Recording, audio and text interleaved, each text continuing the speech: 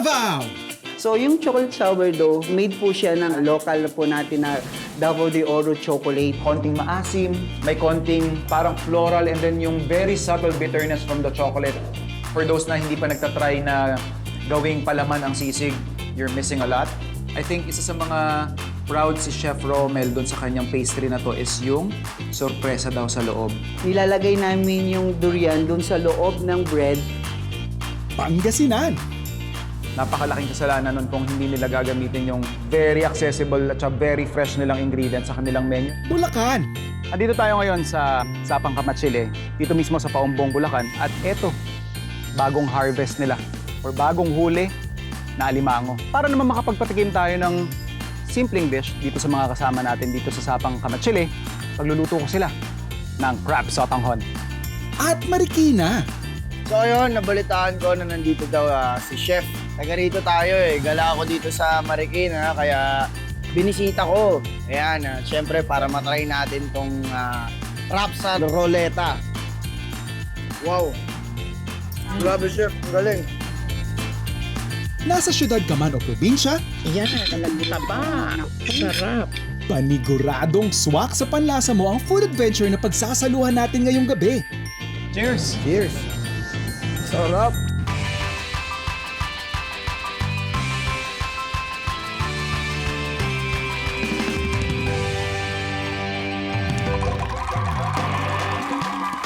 So ito yung ating wrap sa ruleta ang tawag natin dito.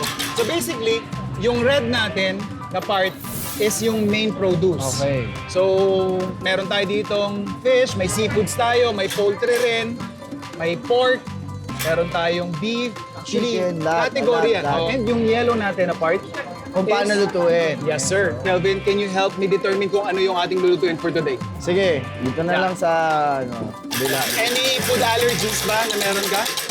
Seafood lang naman. Seafood lang naman. O sana hindi natin tamaan yung seafood. Ano? Mukhang hindi naman. Malayo. Chef's Alright. choice tayo Chef's choice. So, Pag papipiliin ka ng protein, anong mostly go-to recipe mo? either grilled or steamed. Minsan saute kapag syempre Mabilisan, ano? Okay. Mabilisan. Sige. Please, Sige. roll the ruleta.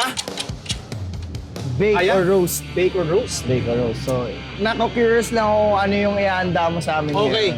Pero if you are to choose kung anong protein ang isa-serve ko sa'yo, ano yung pinaka-trip mo? Siguro chicken na lang tayo. Chicken roast. Para lagyan lang natin ng element of siguro difficulty.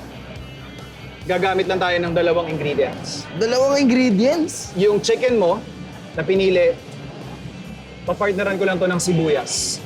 Tingin mo mag-work? Pwede. Ako na bahala Pwede, dyan. Pwede. Okay, sige. Ayan, ma'am. Good morning. Morning po. Ma'am, Yes po. pabili kami ng manok. Yes, ano bang part ang kailangan Hindi mo? na, roast chicken eh. Chef. Roast chicken, isang buo na. Isang buo na tayo. Tara, ayan, para tayo na pumitas, ano? Oo, pagkasama mo si Airmats, typically ano yung mga ways niya ng pagkilati sa Siyempre, ingredients pag nila? medyo malagkit, saka yung smell. Slimy, oo. Slimy. Yan, doon natin makikita yung yung pagkasariwa ng karne. Oo. You know your thing, brother. Yes. So, sabi ko sa'yo, parang lagyan lang natin ng konting... Ay, thank you. Ayan. Minsan naman, nagro-roast ako ng plain lang eh. Salt, Wala pepper lang, talaga. no? Salt, pepper lang. Yan eh. Pero of course, di ba, pag minsan may nakikita ka dyan na herbs mo na medyo gusto mong gamitin, pwede of course.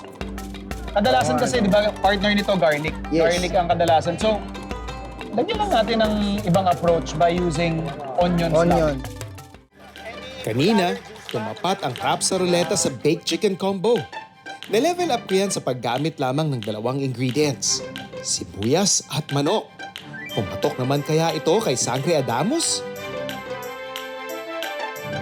We have our chicken, we have our onions, tapos nag-request ka ng konting greens. Yes. Siling pangsigang, and of course yung pang-season natin na salt and pepper. Bago ko lang ikuha natin para hindi ko nawakan yung pepper mamaya. Fresh So, talaga, no? Iba eh. Iba yung kwan eh. Iba yung bango. Ayan oh. Yung aroma ng Oo nga, no? bagong crack na pepper. Sarap kaya na maraming pepper. Yeah. Para lang mas mapabilis yung cooking process, I'll cut it into half. Salt. Salt lang. Yan o. Yan. So, ganyan lang siya kasimple. Tapos na, maganda pa dito, no nonsense yung approach. Iwan mo sa oven Oven. mo, timeran mo, lalong-lalo na kapag sanay ka na, Yun na yun. balikan mo na lang siya pag tapos na. Okay na yun. Pwede ka nang gumawa ng ibang pwede mong gawin, di ba? Exactly. Pero siguro sa atin, we'll just add a different element yung sa onions natin kasi we're baking yung Yun na onions yung natin. gagawin nating sauce. Yes, sir. Parang pinaka sauce-ish side dish natin siya. Okay. Alright? So we'll just Sige, put it sige. in sa ating oven. Yung sa akin, kung mapapansin mo, medyo mausok kasi I have it on the highest setting. Yes, oh. Only for the reason na gusto kong mag-color na agad yung skin niya. Skin. Para pag present Actually, natin, chicken naman mas mabilis maganda. lang siya maluto eh. Mamaya pag nakuha ko na yung color na gusto ko, then I will turn down the heat para mo na siya. mas maganda na yung finish niya. Mga ilang minutes yan, chef, na ganyan kataas yung heat na ano mo? I give it 10 to 15 minutes. Okay. Again, depende yan sa oven. So yung pan natin, hindi pa ganun kainit yan. Yan yung kagandahan kapag hindi non-stick. Yes, oh. Kasi wala yung coating sa doon sa pinaglulutuan mo mismo na surface. Hindi mo to pwede gawin sa ano eh, sa Teflon? coated eh. Oh, sa Wala. teflon nila. Kasi carbon steel yan. So kahit bali-baliktarin mo yan. Oh, walang problema yan. So we're just Yan, gonna add in. ganyan. Yan. Wow. Bango ng onion. Hindi ko siya ika-caramelize ng super caramelize. At least that's my intention.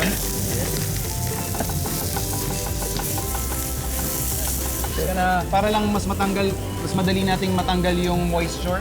We're just gonna add Chef, in. tama ba ang pagkakaalam ko sa salt is nakakatulong siya para ilabas pa yung flavor ng isang dish? Yes, for salt, kaya sinasabi nilang mas lumalabas yung lasa kasi it extracts the moisture. So tendency niyan is parang yan sa onions natin, nawawala yung moisture, yung tubig, yung lumalabas yung sugar content niya. Okay. Kaya lumalabas yung caramelized version kumbaga. Diba? Ang ganda, ang ganda, ang ganda, ang ganda nun. So ready na yung ating chicken, yung ating caramelized onions. Siya na lang yung pinaka magiging bed natin. Sabi mo kanina, gusto mo lang ng konting green. We're just going to torch yung ating siling haba. Sili. Yeah.